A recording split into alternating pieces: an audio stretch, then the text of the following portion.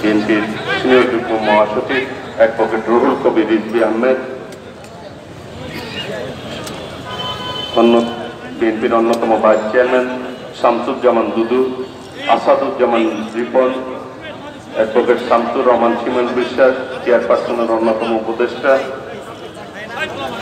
আব্দুস সালাম, যুগ্ম মহাসচিব হাবিবুর নবী খান সোহেল, উপস্থিত রয়েছেন জহিরুদ্দিন স্বপন। এই পর্যায়ে কিছু বলার জন্য অনুরোধ করছি বিএনপি স্থায়ী কমিটির অন্যতম সদস্য, দীর্ঘদিন যিনি নোমান ভাইয়ের সাথে সাধারণ সম্পাদকের দায়িত্ব পালন করেছেন, শ্রমিক রাজনীতির বাংলাদেশের অন্যতম নক্ষত্র জনতা নজরুল ইসলাম খানকে কিছু বলার জন্য অনুরোধ করছি।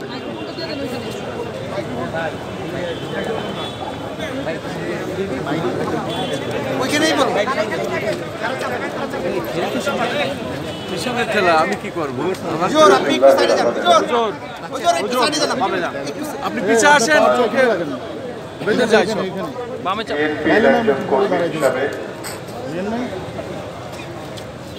বাংলাদেশের শ্রমিক আন্দোলনের একজন কর্মী হিসাবে,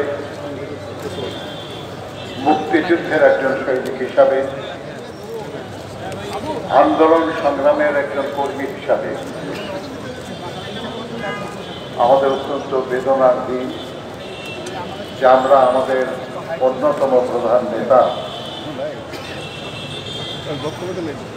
যিনি ছাত্র নেতা ছিলেন, শ্রমিক নেতা ছিলেন, জননেতা ছিলেন, এমপি ছিলেন, মন্ত্রী ছিলেন, দেশে বিদেশে যার সুনাম ছিল, তেমন একজন জননায়ককে আমরা হারিয়েছি। নজরুল ইসলাম খান সাহেবের বক্তব্য শুনছি। জননেতা আব্দুল্লাহ রহমান আজ সকালে ইন্তেকাল করে জানা যায়। মহান আল্লাহ তাকে বেহেশত নসিব করুন। তিনি একসময় বাম ছাত্র রাজনীতি করতেন,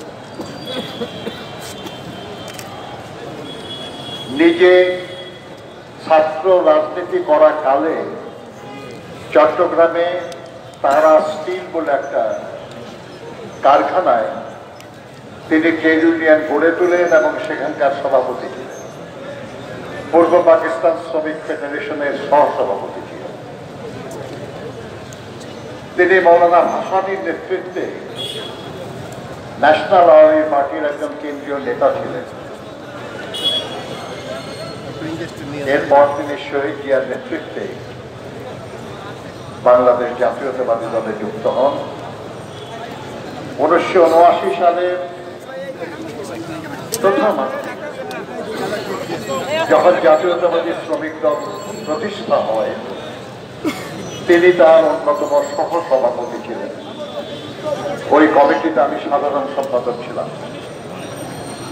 1994 সালে শ্রমিক দলের প্রতিষ্ঠাতা সভাপতি ইস্কান্দার আলী সাহেবের ইন্তেকালের পর আব্দুল্লাহ রহমান সাহেব শ্রমিক দলের ভারপ্রাপ্ত সভাপতি এবং অতঃপর সভাপতি নির্বাচিত হন এবং 2003 সাল পর্যন্ত তিনি শ্রমিক দলের সভাপতি ছিলেন।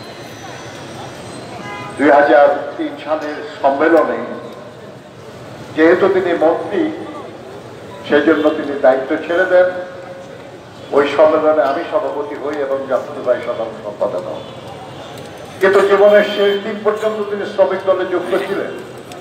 তিনি শ্রমিক দলের কেন্দ্রীয় নির্বাহী কমিটির 1 নম্বর সদস্য ছিলেন। সারা জীবন শ্রমজীবী মানুষ এবং বাম রাজনীতি থেকে আসা মানুষ হিসাবে মেহনতি জনগণের বন্ধু ছিলেন তিনি, সহকর্মী ছিলেন তিনি। যারাই রাজনীতি করেছে, বিএনপি হোক বা অন্য কোনো দল, তারা আব্দুল্লাহ নোমানকে ভালোবেসেছে, শ্রদ্ধা করেছে। আজকে আমরা একটা নতুন পরিস্থিতিতে এসেছি শহীদ জিয়ার বীর উত্তমের হাতে গড়া বিএনপির দেশনেত্রী বেগম খালেদা জিয়ার হাতে সমৃদ্ধ হয়েছে এবং ভারপ্রাপ্ত চেয়ারম্যান জনাব তারেক রহমানের নেতৃত্বে দেশের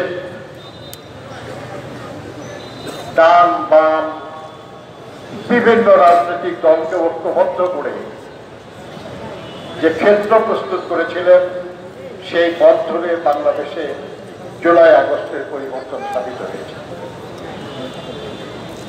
এই সময় এই পরিবর্তিত দেশটিকে মানুষের কল্যাণে শহীদ জিয়ার আদর্শে গড়ে তোলার যে সময়, যে সুযোগ, এটা আব্দুল্লাহ রহমান বেঁচে থাকলে আমরা আরো ভালোভাবে কাজে লাগাতে পারতাম, কিন্তু মহান আল্লাহ সেই সুযোগ আমাদের দিলেন না।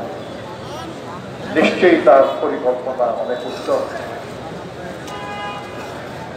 আমরা আল্লাহ তাআলার কাছে আব্দুল্লাহ রহমান সাহেবের আত্মার মাগফিরাত কামনা করছি এবং আমরা এটা বিশ্বাস করি সারা জীবন ধরে তিনি যাদের জন্য কাজ করেছেন, যাদের ভালোবেসেছেন, তাদের সবার দোয়ায় আল্লাহ নিশ্চয়ই তাকে বেশ নসিব করবেন। আপনাদের সবাইকে ধন্যবাদ। আসসালামু আলাইকুম।